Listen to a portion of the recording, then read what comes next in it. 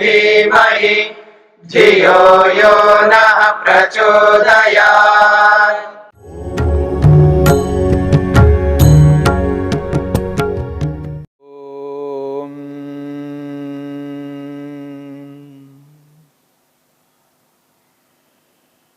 मन को रोकने के उपायों के अंतर्गत वीतराग विषयम व चित्तम समाधिपाद के इस 37वें सूत्र को लेकर के हम विचार कर रहे हैं।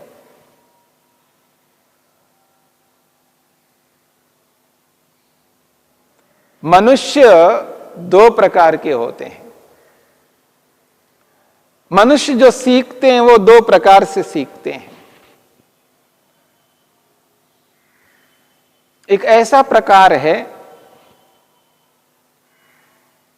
जो माता पिता गुरु आचार्य उसके निकट जो भी लोग होते हैं वो सिखाते हैं और व्यक्ति सीखता जाता है। और जो सीख लेता है अब वह व्यक्ति उस सीखे हुए के अनुसार दूसरों के द्वारा जो किया जाता है वो सिखा नहीं रहे हैं, वो स्वयं कर रहे हैं उन चीजों को और उनको देख करके खुद सीख लेता है। दो प्रकार की बातें यहां पर। एक माता पिता गुरु आचार्य निकटस्थ लोग उसके साथ में जितने भी लोग जुड़े हुए हैं जो सिखाने के लिए उसके लिए उद्यत हैं उनके सिखाने पर सीखता है। अगर ऐसा नहीं सिखाया जाता है तो मनुष्य को कुछ भी नहीं आ सकता, वो स्वभाव से कुछ भी नहीं जान सकता और बिना सिखाए उस व्यक्ति को ऐसे स्थान पर रखा जाए उसको केवल जीने की स्थिति उत्पन्न किया जाए, वो मरे नहीं वो जीता रहे जिंदा रहे ऐसी स्थिति उसके लिए प्रस्तुत किया जाए तो उसको कुछ भी नहीं आ सकता, कुछ भी नहीं सीख सकता। इसलिए मनुष्य को सब कुछ सिखाया जाता है और यह सिद्ध बात है। पर वो जो सीखता है वो दो प्रकार से सीखता है। एक ये जो सिखाने वाले जितने भी लोग हैं उनके सिखाने पर जो सीखता जा रहा है यह एक स्थिति है और दूसरी वो स्थिति है जो सिखाया गया है उसको उस सिखाए हुए के आधार पर जो जानकारी उसने प्राप्त की है उस जानकारी के आधार पर उस अनुभव के आधार पर जो अभी नहीं सिखाया जा रहा है। दूसरे लोग कुछ कर रहे हैं, कुछ अलग अलग कार्य करते जा रहे हैं, उनको देखता है और उनके करते हुए को देखता है। उनको देख करके ये भी स्वयं वैसा करने लगता है, पर उनको देख करके जो करने लगता है ये पहले सीखे हुए के आधार पर उसकी सहायता से वो ये सीख पाता है।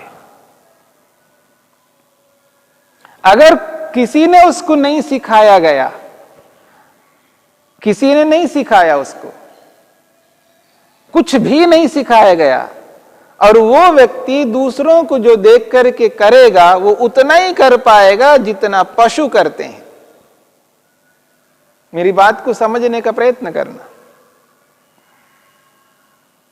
यदि उस व्यक्ति को कुछ भी नहीं सिखाया गया है, किसी मनुष्य ने कुछ भी नहीं सिखाया, किसी मनुष्य को उसने देखा भी नहीं, ऐसे व्यक्ति को पशुओं के बीच में रखा जाए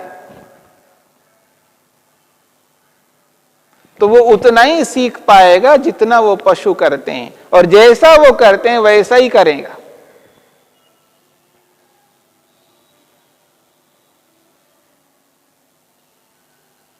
इसलिए बिना सिखाए मनुष्य को कुछ भी नहीं आ सकता और एक सामान्य वो सीखेगा, सामान्य ही कुछ करेगा। खाना पीना उठना बैठना कुछ ही वो सीख पाएगा, पशुओं के समान सीख पाएगा।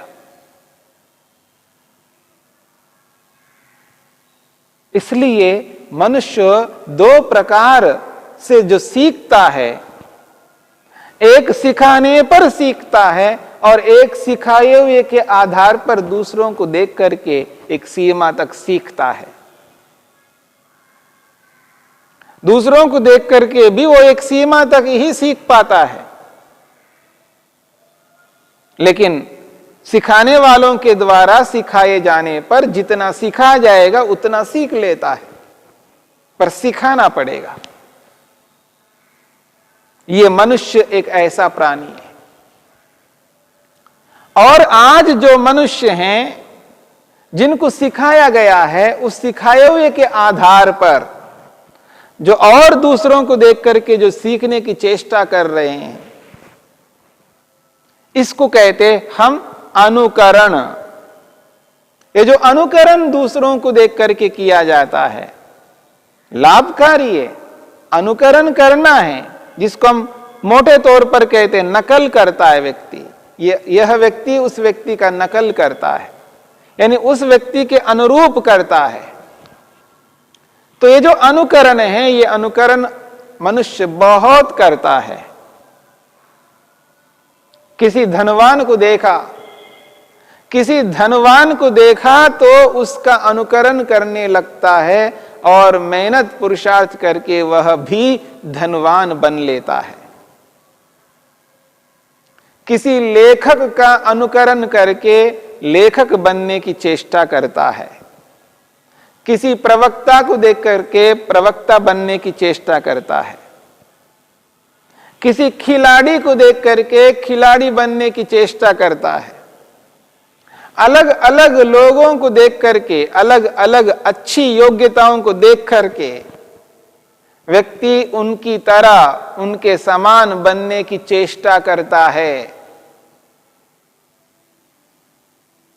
दूसरों को देख करके उनकी तरह बनने की जो चेष्टा होती है, वो चेष्टा भी इसलिए होती है क्योंकि उसके लिए उसके पास आधार है। दूसरों ने अलग अलग विषयों में जो सिखाया गया है, उसके आधार पर व्यक्ति यहां पर दूसरों को देख करके वैसा करने की चेष्टा करता है, चेष्टा करके वैसा बन भी जाता है।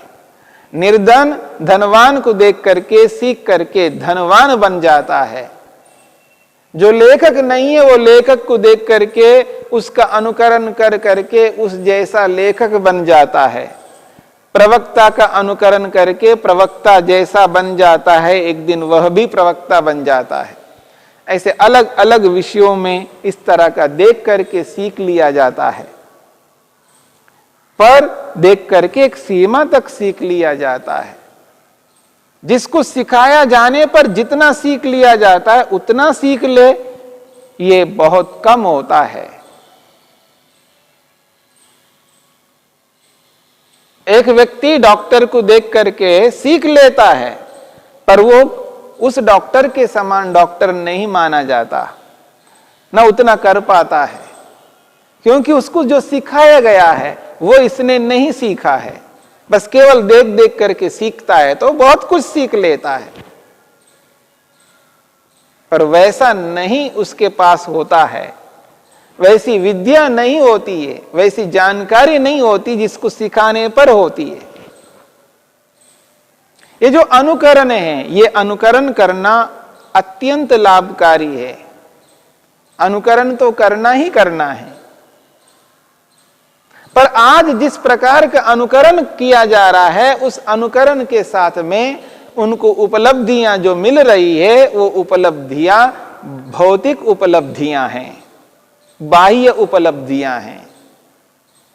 ऐसा अनुकरण करके वो पद प्रतिष्ठा को प्राप्त कर लेते हैं, धनवान भी बन जाते हैं।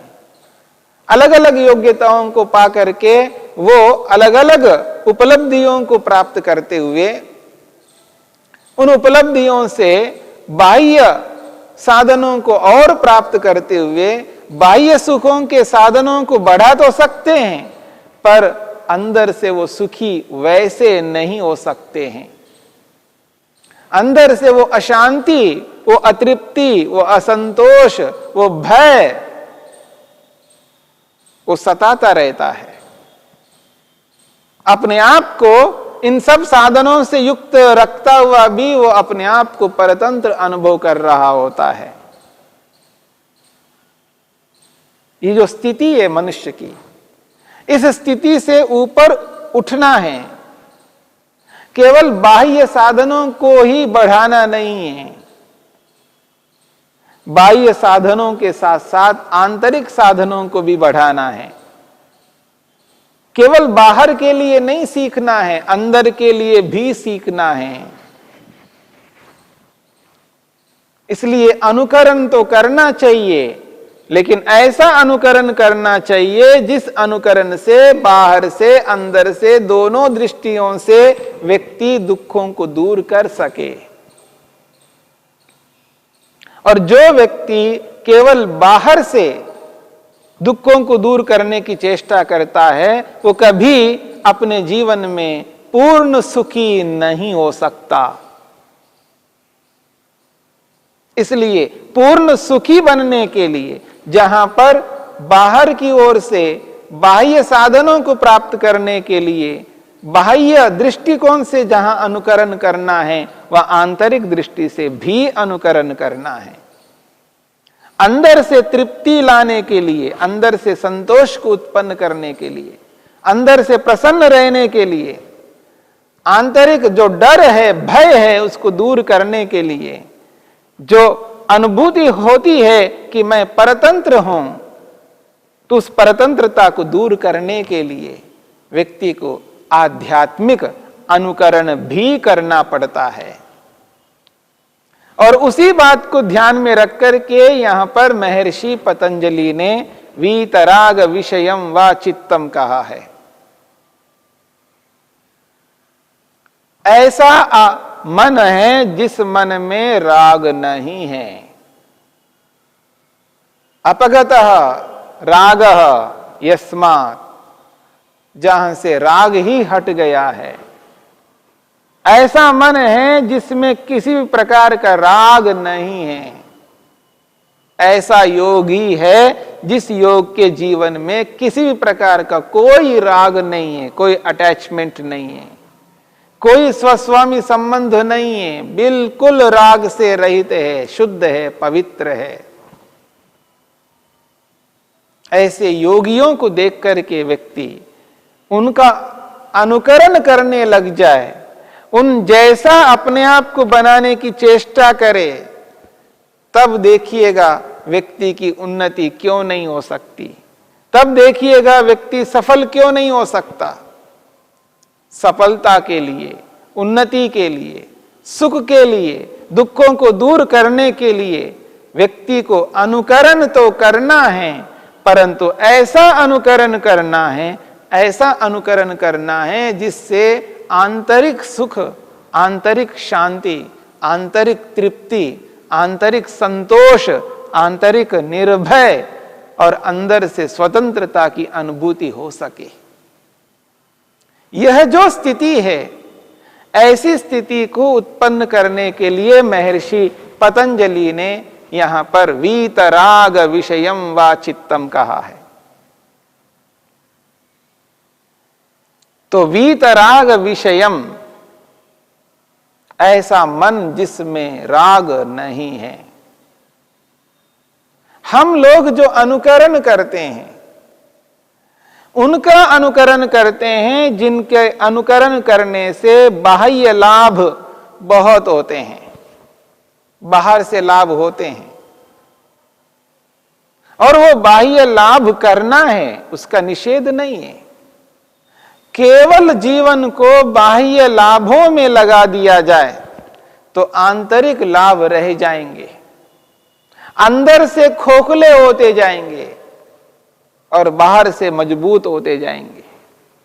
बाहर का रेपर, बाहर का जो कवर है, बाहर का जो लेबल है, उसको कितना ही मजबूत बना दीजिएगा, लेकिन अंदर माल ही खराब हो तो मुश्किल हो जाएगा। जैसे ही वो लेवल हट जाए, दिखने लग जाए, तो अंदर तो माल खराब है, तो अधिक दुख होगा व्यक्ति को। इसलिए अपने दुखों को दबाने की चेष्टा नहीं करनी है। मनुष्य बाहर वस्त्रों को पहन करके अपने दुखों को दबा लेता है, बाहर की गाड़ी को दिखा करके अपने दुखों को दबा लेता है, बाहर के मकान को देख करके अपने दुखों को दबा लेता है। आप कैसे भी मकान में रहो, कैसी भी गाड़ी में घूमो, कैसे भी कपड़े वस्त्र पहनो, बाहर के आडंबरों को कितना ही हम एकत्रित कर लें, कितना ही आडंबर हम करते रहें, लेकिन अंदर से यदि व्यक्ति दुखी है, असंतुष्ट है, अतृप्त है, अप्रसन्न है, भय लग रहा है, परतंत्र अनुभव कर रहा है, आनंद नहीं है, सुख नहीं है, तो ऐसे बाह्य आडंबरों से व्यक्ति को वो लाभ नहीं मिल सकता है जो लाभ मिलना है। इसलिए सीखना है, और सीखना भी ऐसा सीखना है जिसने मनुष्य को सफल बना दिया हो, जिस सीख के कारण से व्यक्ति आंतरिक रूप से भी सफल हो जाए। इसलिए अनुकरण करो, अपना आदर्श बना दो किसी न किसी को, और ऐसा आदर्श अपने सामने रखो जिस आदर्श से हम बाहर से और अंदर से दोनों ढंग से उन्नति कर सके। केवल बाह्य रूप से उन्नति नहीं करना है, बाह्य उन्नति के साथ साथ आंतरिक उन्नति करना है। जब तक ऐसा हम अनुकरण नहीं करेंगे, तब तक हम दुखों से बच नहीं सकते। जब व्यक्ति बाहर से धन को पाने के लिए या बाह्य किसी भी पदार्थ को पाने के लिए जिस प्रकार का मेहनत, पुरुषार्थ, उद्यम कर रहा है, और जैसा उस स्थिति को वो आदर्श बना करके चलता है, जिनका भी वो अनुकरण करता है, धन को पाने के लिए जिस धनवान का वो अनुकरण करता है, वो करना है, परंतु उसके साथ साथ उस व्यक्ति का भी अनुकरण करना है जो अंदर उन्नति कराने वाला है। उन ऋषियों का अनुकरण करना है, उन महापुरुषों का अनुकरण करना है, उन तत्ववेत्ताओं का अनुकरण करना है, जिनका अनुकरण करने से हमारा मन राग से रहित हो जाए। क्योंकि उनका मन भी राग से रहित है, तो हमारा भी मन राग से रहित हो। वीतराग विषयम वा चित्तम। द्यौः शान्तिरन्तरिक्षं शान्तिः पृथिवी शान्तिरापः शान्तिरोषधयः शान्तिः वनस्पतयः शान्तिर्विश्वे देवाः शान्तिर्ब्रह्म शान्तिः सर्वं शान्ति शान्तिरेव शान्ति क्षमा शान्तिरेधि। ॐ शान्तिः शान्तिः शान्तिः।